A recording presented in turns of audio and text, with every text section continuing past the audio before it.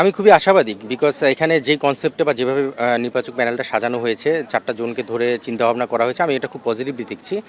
Because আমি যখন selector ছিলাম 3 জন ছিলাম, আমরা ওভারঅল পুরো বাংলাদেশ ক্রিকেটই দেখতে হতো। এখন একজন সংখ্যা বাড়া মানে আরেকটা হাত বাড়া, এবং সেই হাতটা নিশ্চিতভাবেই সিলেকশনে বড় ভূমিকা রাখা সম্ভব। সো যারাই সিলেক্ট হয়েছেন, সুমন ভাই এখন চিফ সিলেক্টর, নাইম নাদিক নতুন এসেছে, শান্ত ভাই আগেই ছিল।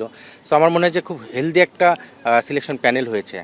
আর এই ধরনের স্ট্রং এনার্জেটিক সিলেকশন প্যানেল এর আগে হয়তো ওইভাবে চিন্তা করা হয়নি। সো আমি নাইম এবং নাদিফকে বলতে চাচ্ছি যে তারা আসলে একদমই নতুন এবং রিসেন্টলি খেলা ছেড়েছে। নাদিফ জাস্ট 2 বছর আগে খেলা ছেড়েছে, নাইম তো গত বছরও খেলেছে।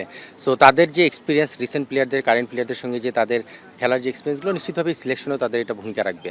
আর শান্ত ভাই এজ গ্রুপে অনেক দিন করেছে, আমরা একসঙ্গে জয়েন করেছিলাম এজ গ্রুপে, তারপরে শান্ত ভাই এখন কন্টিনিউ করছে, আমি সেখান থেকে সরে এসেছি। সো আমার মনে হয় শান্ত ভাইয়ের এক্সপিরিয়েন্সটাও কাজে লাগবে। আর সুমন ভাই তো আমার মনে হয় মোস্ট এক্সপিরিয়েন্স সিলেক্টরদের মধ্যে একজন। সো বাংলাদেশ ক্রিকেটে ওনার অবদান, এবং উনি ক্রিকেটে সবসময় কিন্তু কন্ট্রিবিউট করছেন, গেম ডেভেলপমেন্টে করেছেন মাঝখানে 1 বছর, আবার এসে জয়েন করলেন। সো আমার মনে হয় যে খুব ভালো একটা হেলদি সিলেকশন প্যানেল হয়েছে, আর তারা ভালো কাজ করবে আমার বিশ্বাস। পরিকল্পনা ওয়ানডে ওয়ার্ল্ড কাপ 27-এ, যেহেতু আমাদের এর মধ্যে প্রায় বেশ কিছু ম্যাচ আছে, 20টার মতো ওয়ানডে মনে হয় বাকি আছে। সো এর মধ্যে আমাদের দলটা সেটেল হয়ে যাবে আমার বিশ্বাস। কিছু কিছু জায়গায় তো গ্যাপ রয়েছে, কারণ আমরা জানি যে আমাদের সিনিয়র প্লেয়াররা যখন সরে গিয়েছে সেখানে গ্যাপ তৈরি হয়েছে। সেই জায়গাটা ফিল আপের জন্য কিছু কিছু স্ট্র্যাটেজি সাজানো হচ্ছে। ফর এক্সাম্পল, লিটনকে মিডল অর্ডারে নিয়ে আসা, 6-7 নম্বরের পজিশনটা নিয়ে এখন আমরা একটু স্ট্রাগল করছি। অলরাউন্ডার অপশন একটা খুব দরকার 6 নম্বর বোলিং অপশনের কারণে।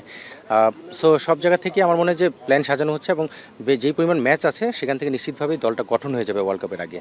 আর সাকিবের ব্যাপারে যেভাবে পজিটিভ একটা নিউজ দেখছি, বা গভর্নমেন্টের সাইড থেকে দেখছি, ক্রিকেট বোর্ডের সাইড থেকে, সো সাকিব যদি টিমে ইনক্লুড হয়, নিশ্চিতভাবেই এই জায়গায় চমৎকার একটা ব্যালেন্স দল আমরা পেয়ে যাব। সো আমি খুবই পজিটিভ যে 27 ওয়ার্ল্ড কাপে যাওয়ার আগে ইনশাল্লাহ আমরা দলটা গুছিয়ে উঠতে পারবো।